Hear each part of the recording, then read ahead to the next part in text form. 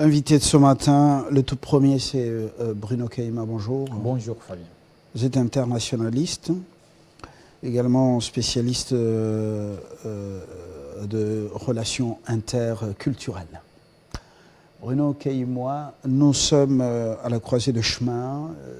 2023, quels sont les véritables enjeux pour ce pays face à son destin? Oui, nous sommes dans une période un peu spéciale, Fabien. Vous savez, avec tout ce qui est en train de se passer au niveau international, au niveau mondial, il est extrêmement intéressant que nous soyons vigilants, que nous soyons en mesure de comprendre la direction, les pas la direction que doit prendre le pays, les pas qui doivent être posés, afin que nous ne soyons pas victimes, esclaves d'autres pays. Si on voit ce qui se passe au niveau d'Ukraine, si on voit la tension qu'il y a dans le Moyen-Orient, donc la guerre entre Israël et Palestine, donc le front qu'Israël vient d'ouvrir à Gaza, on se dit, nous sommes dans un monde où il y a une incertitude qui ne dit pas son nom. Le président américain lui-même l'a déclaré pour dire on ne sait pas ce que va devenir le monde dans les jours à venir. Et il dit que 2023, 2024, 2025 vont être des années décisives. Décisif, pourquoi? Parce qu'il y a des enjeux de taille qui sont en train de se jouer. Donc il y a une incertitude totale au niveau des dirigeants de grandes puissances. Quand on voit ce qui se passe au niveau des États-Unis d'Amérique, la première puissance mondiale qui est en train de perdre le contrôle de la direction mondiale, on se retrouve devant un fait. Le fait, c'est qu'ils ont un président qui n'a plus ses facultés mentales pour être à la tête d'une grande puissance. Ça, c'est extrêmement dangereux. Les gens ne le comprennent pas. Il y a des gens qui sont là pour lui. C'est dangereux. Et cette réalité, pour une puissance, Fabien, a toujours été dangereuse parce que on a besoin à la tête d'une puissance d'un vrai responsable. Pas des bandes de gens qui travaillent pour leurs intérêts. C'est ce qui explique, par exemple, ce que nous connaissons à l'est de la République démocratique du Congo.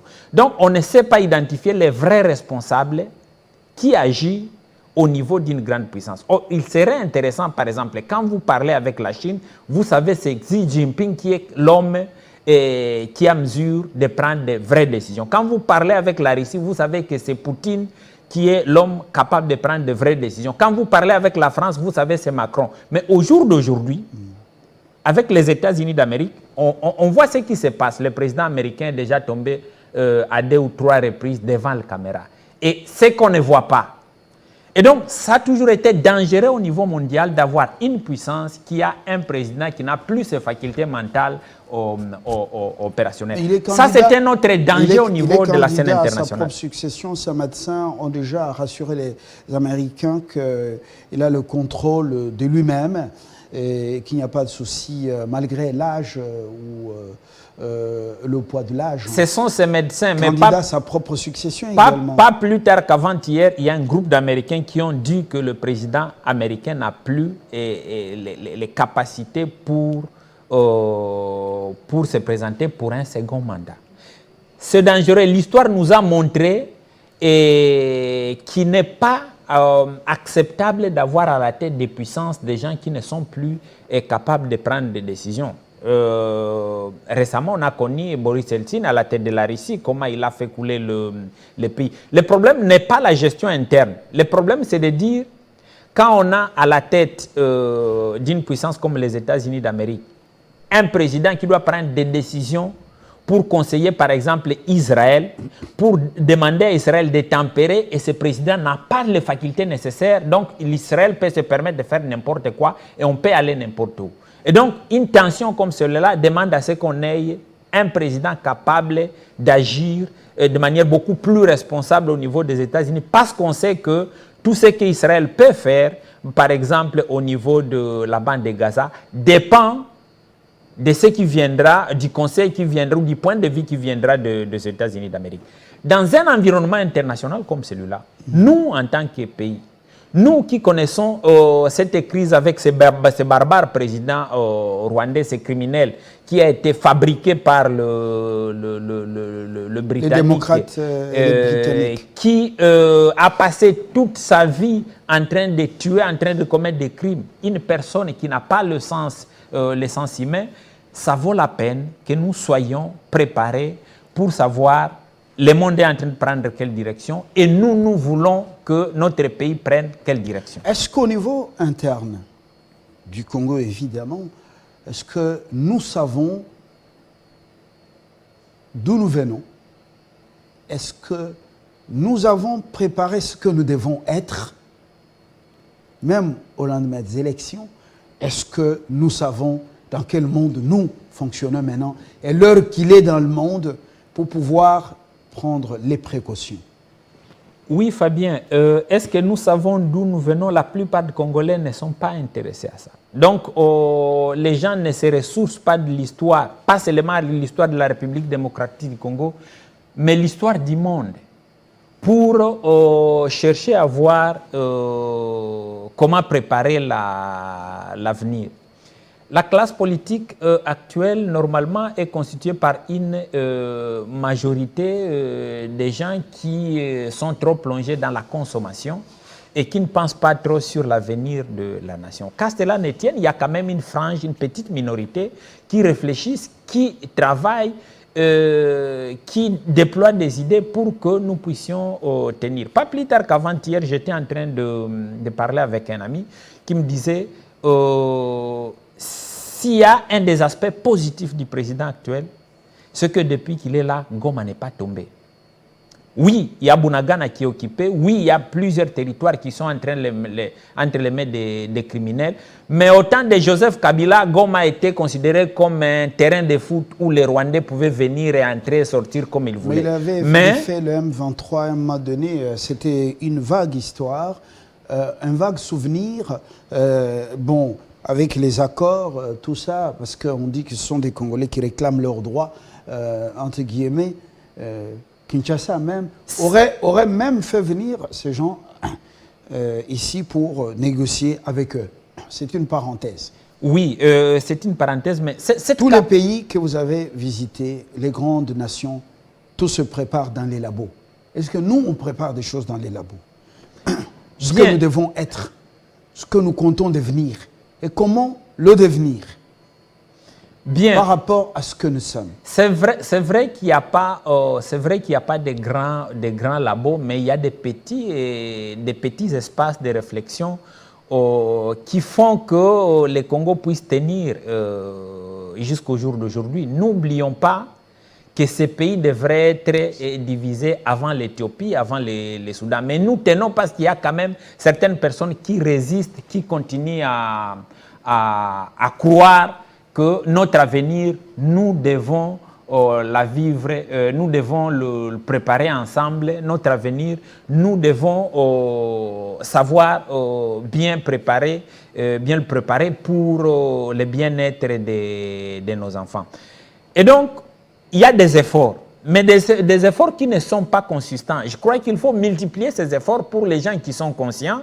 Donc, il ne faut pas quand même négliger, il ne faut pas quand même balayer de la main les efforts qui sont déployés, les efforts qui ont fait à ce que ces pays puissent tenir. Je venais de parler de la question de Goma. Donc, il faut travailler pour qu'on soit à mesure de mettre fin à cette aventure rwandaise. Quand on voit ce qui se passe au niveau de l'Est, on sait que le sanguinaire avec tous ses collabos sont en train d'être fatigués. Donc il faut que nous continuions à être debout, il faut que nous continuions à garder de la vigilance, à rester attentifs sur ce qui est en train de se passer pour que nous ayons au niveau international des bons alliés.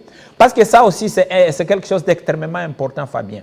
Quand on est en train de mener une guerre, quand on est en train de se battre pour résoudre un problème, oui, les efforts personnels comptent, mais il faut avoir des bons alliés.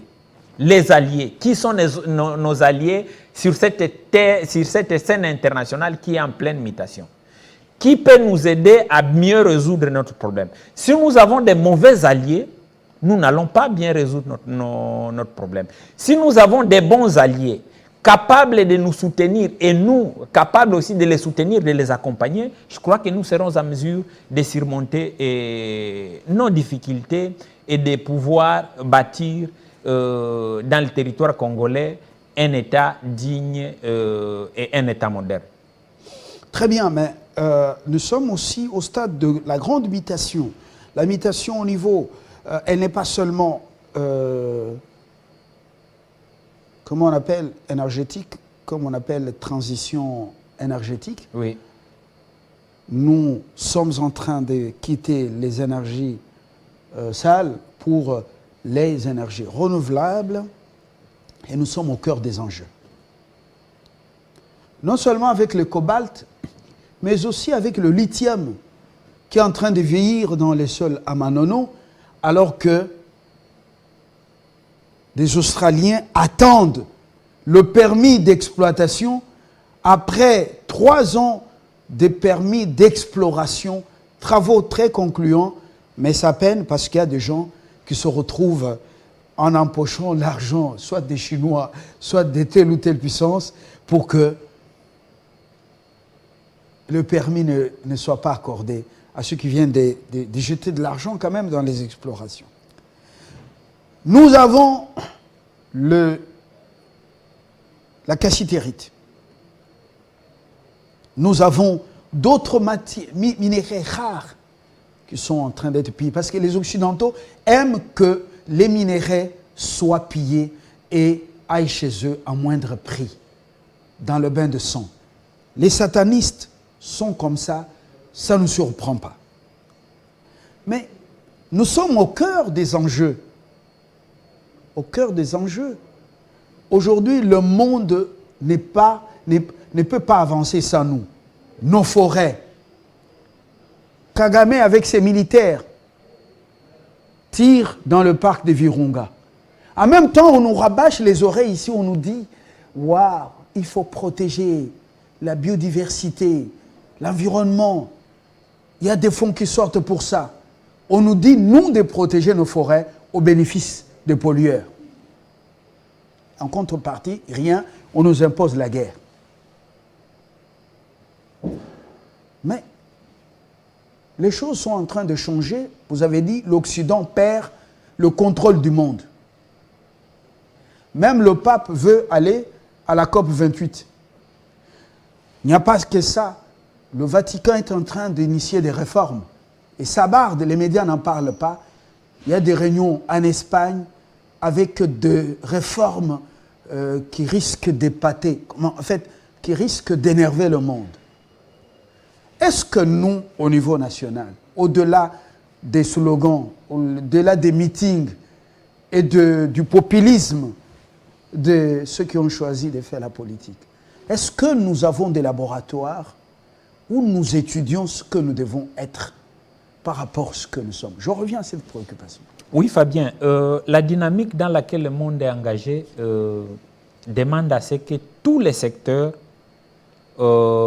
soient passés au peigne fin, que nous soyons en mesure de comprendre, de savoir la direction que le monde est en train de prendre dans le domaine économique, dans le domaine politique, dans le domaine infrastructurel, dans le domaine énergétique, dans le domaine spirituel et dans le domaine culturel.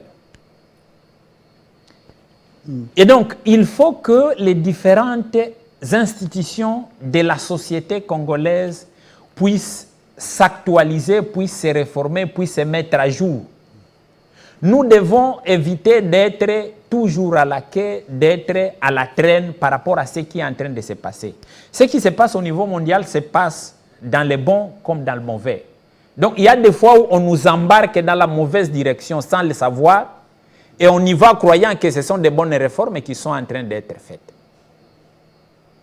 Aujourd'hui, l'émergence de certains pays d'Amérique latine ont eu lieu simplement parce qu'il y a eu des églises, des réveils qui ont réussi à contribuer énormément pas seulement les églises de réveil, mais aussi la théologie de libération qui a été prêchée au sein de l'église catholique. Mais quand je vois ce qui se passe au niveau de nos églises de réveil, avec la bataille qu'il y a, j'étais en train de me poser la question quand j'étais chez moi, est-ce que ce pasteur, ils comprennent le rôle que ces églises doivent jouer au moment actuel en République démocratique du Congo? Donc, ce n'est pas seulement question de politique. Ces questions, ce sont des questions essentielles qui concernent à la fois le milieu spirituel. Et donc, il y a des réformes, vous l'avez dit, au niveau de l'Église catholique. Donc, on doit savoir attendre la position du cardinal. Mais je crois que le cardinal congolais est dans une bonne direction. On avait une émission ici, avant de partir à Rome, il avait déjà donné sa position sur certaines questions. Ça, c'est quelque chose à encourager. Est-ce que l'Église protestante est aussi dans une bonne direction? Passez voir ce qui se passe dans les terrains des églises protestantes. Passez à Chaoumba, passez même sur Avenue de Justice. Vous voyez comment ils ont vendu le terrain. Donc, à un certain moment, vous vous dites, il y a à peu près le même type de comportement. L'église est effacée face aux grands bâtiments qui sont en train de pousser. Donc, ils sont grandement plongés dans la recherche de l'argent. Pourtant, il serait intéressant que l'ECC contribue grandement à l'heure actuelle au changement qui est en train de se passer dans le monde. Et les églises de réveil, je venais de le dire tout de suite là. Est-ce que les musulmans congolais sont en mesure d'apporter leur contribution afin que le musulman ne soit plus complexé face au monde arabo-musulman? Ce n'est pas seulement question de politique. Est-ce que nous qui sommes dans les milieux universitaires, quand on voit les réformes LMD qui ont lié, est-ce que ce sont des réformes qui vont aider les pays à s'en sortir de sa crise actuelle, ou on l'a copié pour copier? C'est financé par les bailleurs de fonds, la Banque mondiale particulièrement.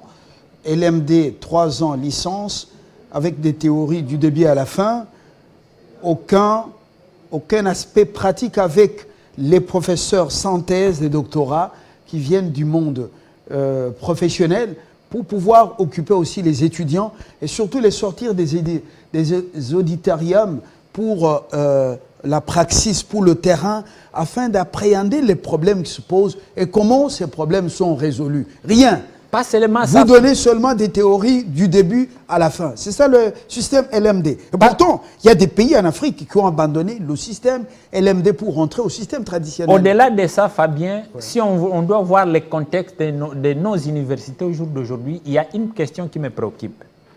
Moi, j'ai eu la chance de quitter le Maniema natal chez moi pour venir étudier à l'université de Kinshasa. J'ai des amis qui sont... Je peux les retrouver dans toutes les provinces. Donc, il y a possibilité, lorsque j'ai un besoin, je sais que dans telle province, il y a tel collègue, il y a tel collègue, il y a tel collègue. Mais le fait qu'aujourd'hui, il y a des universités qui sont dispersées dans les provinces, il m'arrive, quand je vais enseigner à l'université de Kindu, je dis aux autorités, donnez au moins la possibilité à ces jeunes gens qui sont en train de suivre les cours ici, de quitter Kindu pour aller voir Kalima. Parce que c'est dangereux de délivrer un diplôme de licence à un jeune homme. J'avais trouvé dans les auditoires les gens de chez moi qui, il vient de passer toutes ses études. Il est né dans le... Chez vous, c'est où? Au Maniema. Il a fait... Chez vous, c'est pas le Congo? Non, non. Laissez-moi expliquer certaines choses avec beaucoup plus de détails. C'est une boutade. Hein? Oui, c'est extrêmement important. Une personne qui fait ses études à l'université de Kindu, qui n'a jamais eu la possibilité de traverser le fleuve pour aller voir ce qui se passe de l'autre côté de la rive. Et à cette personne-là, on va délivrer un grand diplôme universitaire et il ne connaît même pas les deux parties de sa petite ville, qui est la ville de Kindu. Et si on doit aller au-delà de ça, il serait intéressant pour les institutions universitaires, par exemple, de déployer un système pour qu'une personne qui commence ses études, qui fait par exemple une année à l'université de Kolwezi, il peut avoir la possibilité d'aller faire 6 mois à l'université de Mbujimaï, ou il peut aller au niveau de Bandundu, aller faire 3 mois. Donc, permettre à ce qu'il y ait mobilité interne. Ou alors, donner la facilité, pas seulement aux étudiants, mais aux fonctionnaires aussi des universités, de ne pas être des fonctionnaires locaux. Parce que ça, Ça pose de sérieux problèmes quand une personne fait ses études, il n'a jamais eu de contact avec une personne d'une autre province. Ce sont là des questions essentielles qui doivent être travaillées, qui doivent être réfléchies pour que nous soyons en mesure de faire face au changement, au bouleversement que le monde est en train de connaître au jour d'aujourd'hui. Sinon, nous n'allons pas nous en sortir, Fabien. L'université, à travers ses différentes facultés, fait des recherches et des propositions. Mais par moments, c'est dans les tiroirs des politiques qui n'ont pas le temps de les parcourir. Je ne dis pas qu'ils ont la mauvaise foi ou ils ne veulent pas lire, ils n'ont pas le temps de les parcourir. Les cercles de réflexion d'élite, il n'y en a pas assez. Il n'y en a pas assez. Ou il n'y en a pas. Nous sommes dans la culture de la cueillette et dans le populisme. Tout se discute sur le plateau de télé ou dans les studios des stations radio. Parce que le peuple est le consommateur. Les Chinois ont préparé ce qu'ils sont devenus aujourd'hui. Que devons-nous faire? Je ne veux pas qu'on se limite à la critique, mais qu'on aille aussi aux propositions. Que devons-nous faire? Nous, l'élite, qu'elle soit des jouissances ou l'élite consciente ou consciencieuse, les dirigeants politiques ne sont pas éternels aux affaires. Les scientifiques, on peut aller jusque dans la tombe, mais tout en étant scientifique, tout en étant journaliste, ainsi de suite. Que devons-nous faire? Que devons-nous faire? Il faut jeter les ponts. Jeter les ponts entre nos différentes institutions, les différentes structures sociales, jeter les ponts entre les différentes organisations. Oui, je sais que cette culture n'y est pas, mais au moins je sais qu'il y a même 3% de la population qui est consciente de la nécessité de travailler en synergie. Et je m'adresse plus à ces personnes conscientes-là qu'il ne faut pas qu'on se fatigue. Parce que, oui, la plupart de nos concitoyens ne savent pas qu'il faut que nous puissions travailler en synergie, mais il faut que nous soyons là en train de construire cette synergie. Identifier le problème qu'il y a au sein de nos sociétés et réfléchir sur les voies et moyens pour résoudre ces problèmes. Et donc, il y a d'un côté les groupes d'intellectuels congolais qui se plaignent du fait que les politiciens n'ont pas l'habitude de prendre en considération les réflexions qui viennent du monde scientifique. Oui, à 90%, mais il est aussi possible de voir des politiciens, une petite minorité soit-elle, qui ont l'habitude de prendre en considération les idées qui vous viennent du monde scientifique. Et alors, quand on est conscient de la nécessité, de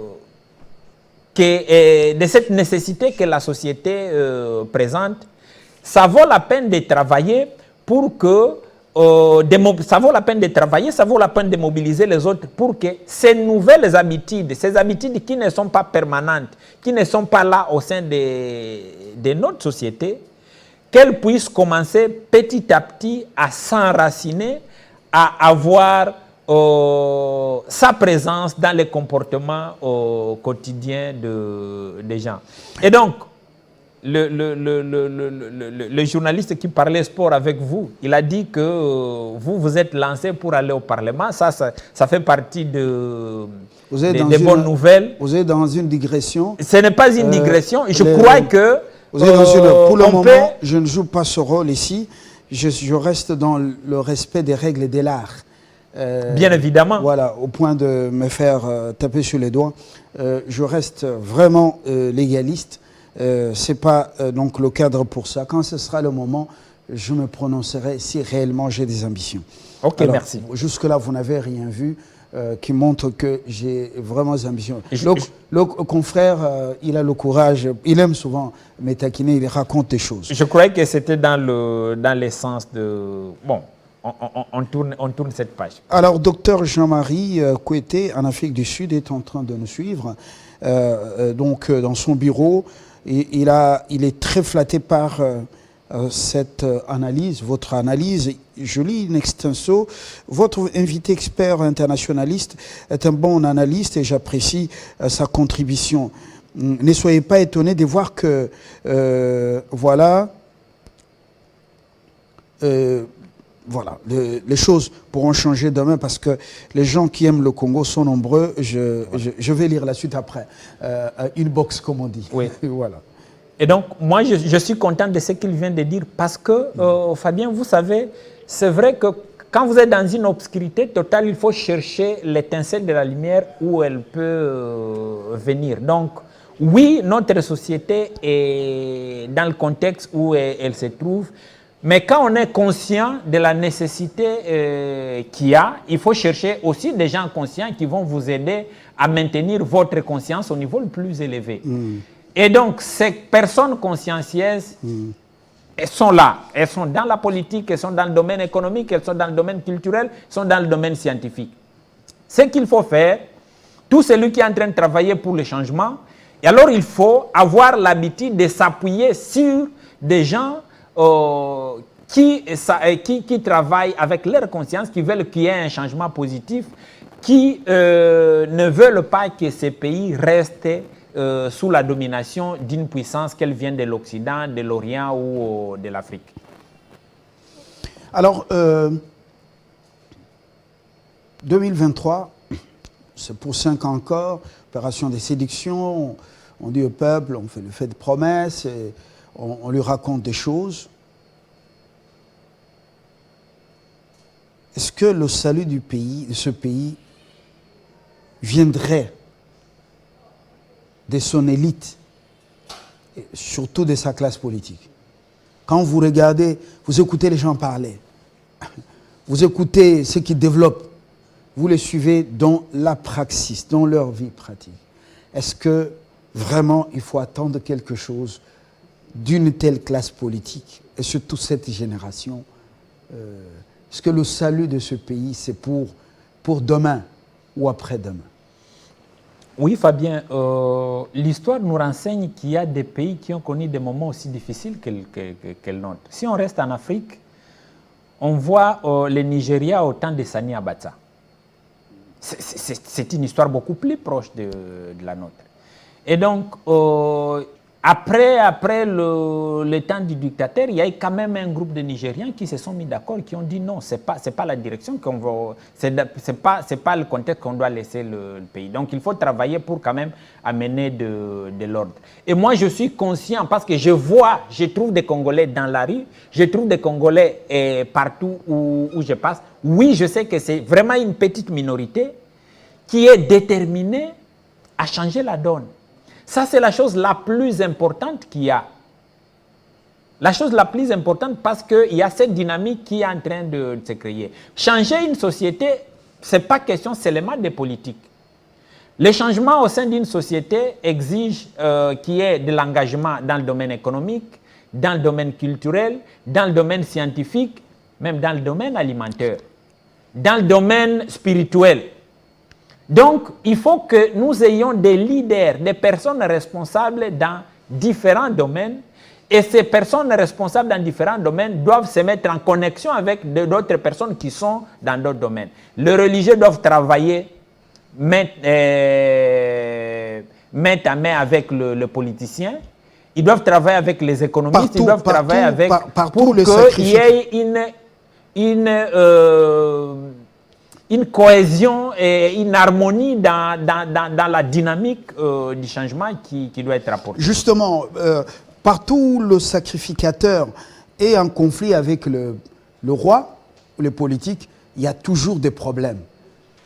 Il y a toujours instabilité. Mais là où il y a cette harmonie, comme vous venez de le dire, il y a une sorte de stabilité. Même à Washington, beaucoup de prédicateurs des églises de réveil, aux églises protestantes, sont des conseillers, des présidents à la Maison-Blanche. Bush Junior en a connu autant. Des grands prédicateurs sont des conseillers à la Maison-Blanche. Pour aller au Capitole, prêter serment, on commence le matin par l'église, c'est pas ça? Ou la Maison-Blanche, remise à reprise, église et puis Capitole. Vous voyez cette harmonie également au Kremlin. Et n'en parlons pas pour le Japon et le Royaume-Uni, la Grande-Bretagne. Il n'y a pas ces désordres. Regardez, c'est le roi lui-même qui est le chef spirituel. Même au Japon, à Tokyo, c'est l'empereur lui-même qui est le chef spirituel. Chef du Je dis pas shintoïsme. Voilà, du shintoïsme. Alors, partout où il y a les désordres, où le Vatican dicte des choses, à deux langages. Le premier langage, c'est adoucir un peu les politiques, comme chef d'État. L'autre langage, c'est instruire ses poulains à déstabiliser ceux qui sont à l'interne. Partout où les églises américaines, influencées peut-être, je dis entre guillemets, par la CIA, pour créer des problèmes dans certains pays, il y a toujours les désordres. Qu'est-ce qu'il faut faire? Nous sommes au niveau maintenant spirituel, parce que vous l'avez abordé. La prêtrise chez nous est en crise. Oui, Fabien, vous venez de... L'argent des politiques est en train de diviser les sacrificateurs.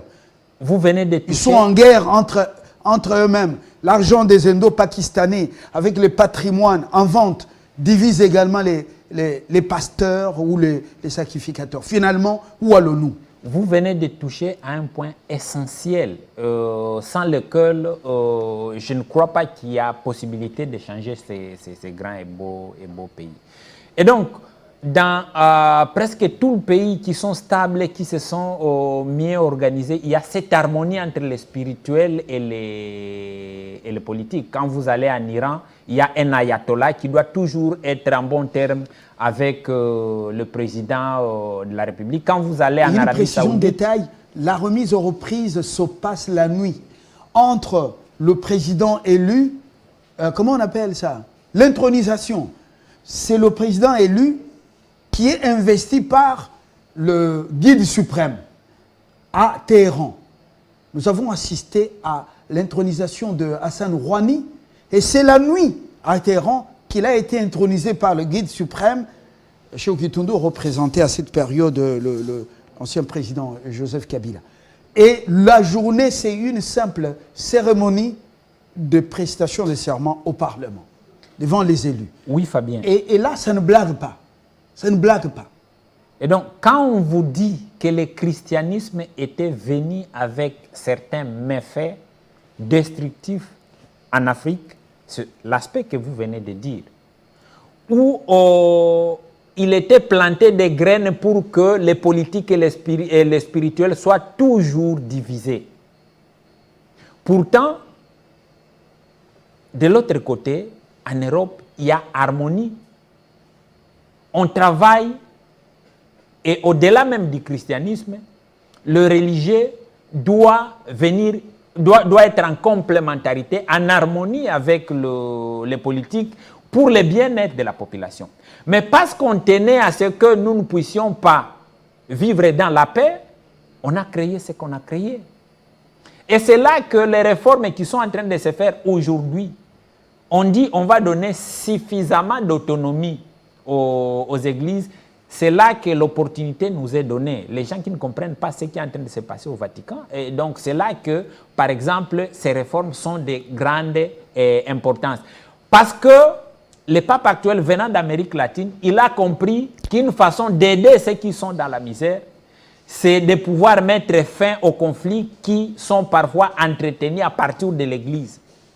Pour dire, vous devez être divisés. Il revient maintenant à chaque Église, à chaque société, de savoir créer cette harmonie. Si nous, Congolais, nous ne serons pas en mesure de créer de l'harmonie entre l'Église catholique et le président de la République, ou les institutions de la République, ça serait notre problème.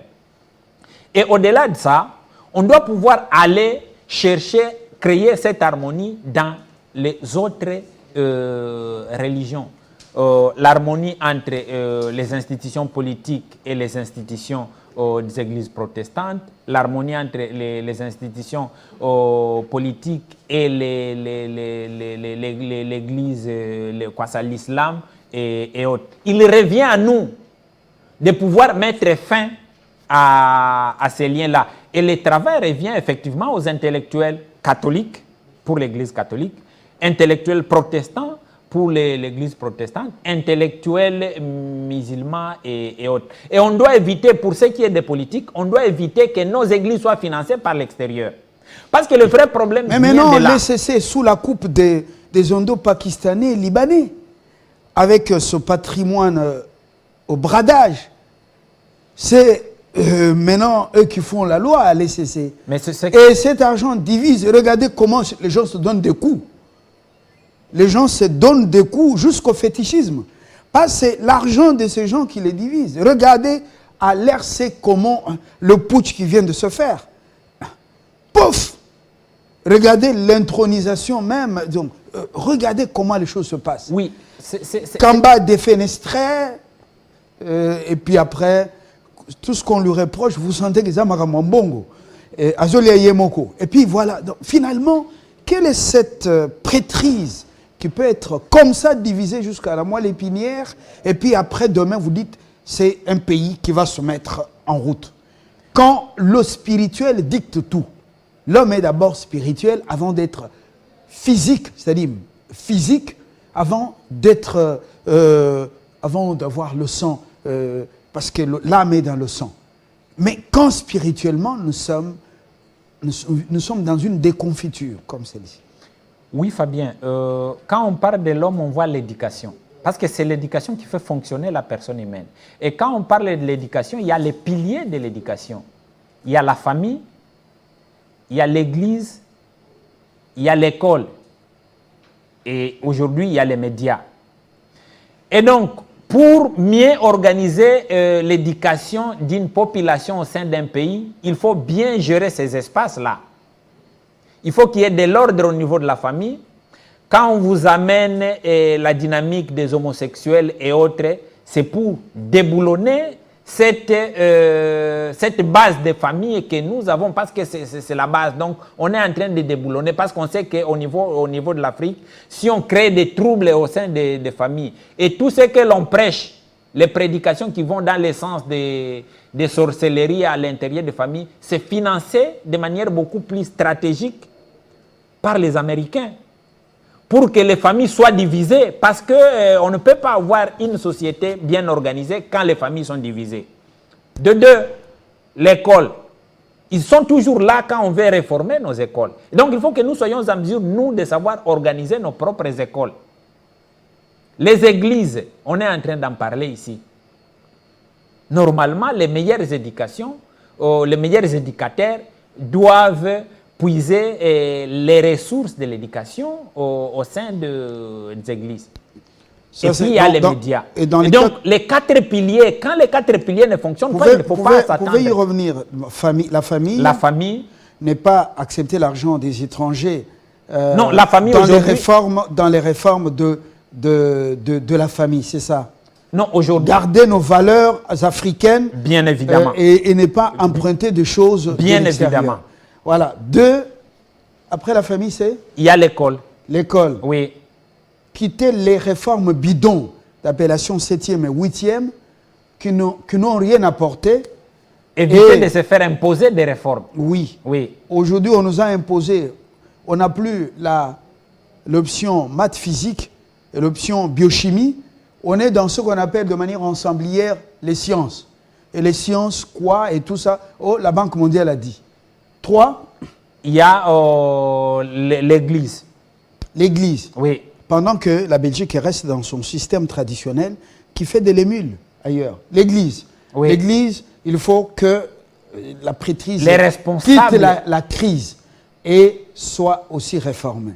Qu'on mette aussi qu'on ne puisse pas précipiter la consécration des hommes avec la chair, qu'on puisse écouter aussi le Saint-Esprit pour imposer les mains sur des gens. Il faut que l'argent qui finance de l'Église vienne de l'interne. Donc on doit couper et cette dépendance de nos églises à Donc l'étranger. l'État doit commencer à subventionner les églises. Oui, et même la formation des théologiens. Mais avec des conditions aussi. Non, écoute Fabien. C'est pas au sali comme Ligablo, Akoya Lobby, Akoya Lelo, et puis au lobby, État est financé. Vous allez en France, il y a une structure qu'on appelle Mivirlid, c'est sur Internet, vous pouvez le trouver, une structure qui fonctionne. Un théologien qui enseigne en France, il peut être catholique, un théologien et un imam musulman ne doit être formé qu'en France. Il n'accepte pas qu'un imam soit formé ailleurs. Mais quand on met des mesures comme ça en République démocratique du Congo, on va parler des droits de l'homme. Pourtant, en France, on n'accepte pas qu'un imam musulman soit formé en dehors de la France. Que la plupart des pasteurs doivent être formés à l'intérieur. Ils savent de quoi il est question. Et donc, nous, la plupart de nos pasteurs, par exemple des églises de réveil, sont formés aux États-Unis. Une théologie taillée sur mesure. Une théologie qui va dans le sens d'abruture. Pas tous. Pas tous. Il y en a qui sont appelés par le Seigneur et qui ont l'évangile du salut. Pas tous. Pas tous. Pas envoyés par la CIA et ainsi de suite. Bien évidemment. Docteur, parce que nous allons vers la fin. Et les médias. Jean-Marie Kouété. Oui. Et les médias, quatrième. Oui. Quatrième pilier. Et donc, vous voyez, par exemple, si les médias ne sont pas bien organisés, on ne saura pas. Et les réseaux sociaux qui pilient presque... Vous avez les pays comme l'Éthiopie jusqu'au jour d'aujourd'hui. Vous arrivez en Éthiopie, vous voyez les chaînes de télévision sont sensiblement réduites. Et ils ont la capacité de bien éduquer toute la population, de mettre la population au travail. Jean-Marie Kouété, depuis l'Afrique du Sud, dit « Voici mes propositions pour sortir de ce grand trou. » Il propose quoi? 1. La méritocratie, les meilleurs dans les différents domaines. L'éthique, c'est la deuxième proposition. Troisième, justice, vraie et équitable. Prenez l'exemple du Seigneur qui était très pauvre il y a 60 ans. C'est quoi? L'exemple de Singapour. Oui. Singapour qui était très pauvre il y a 60 ans. Ça, c'est sur le plan de la justice. Au Ibi, on te fusille et puis au Kei, t'es reposé, pas même t'es reposé, continuer les troubles dans l'enfer. Et puis, il dit, savez-vous qu'un ministre qui part en mission, billets et hôtel, un séjour payé par des hommes d'affaires, au retour au pays, s'il est confirmé par la justice, il démissionne. Ça, c'est au Singapour. La contribution de Jean-Marie Kouété depuis l'Afrique du Sud. Il y en a beaucoup. On ne saura pas les lire. On conclut avec vous. La vraie réforme doit intervenir au niveau des 4 piliers. Famille, école, église et médias. Et l'État, lui? Non, l'État est le régulateur. Donc, l'État, pour que l'État fasse très bien son travail, c'est lui qui gère, qui organise les écoles. Mais la vraie éducation, elle doit être la contribution de ces 4 piliers.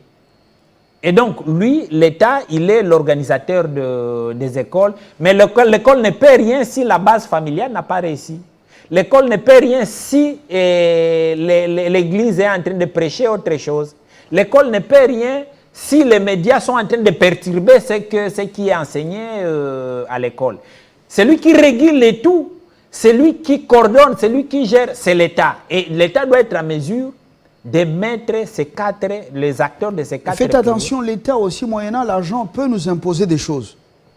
Nous imposer la perversion, nous imposer aussi imposer le diabolisme, le satanisme aux églises du Seigneur. Faites attention. Oui, Fabien. Nous sommes dans une logique démocratique. C'est là où on dit que ça vaut la peine de savoir quel dirigeant vous voulez amener à la tête de l'État. L'État ne doit pas être géré par n'importe qui. Mais si l'État est géré par des personnes responsables, je ne crois pas que ce que vous venez de dire peut arriver. Mais si ceux qui sont arrivés à la tête de l'État ne sont pas conscients, sont des irresponsables, ils vont vous amener dans le chemin que ils veulent que l'État prenne.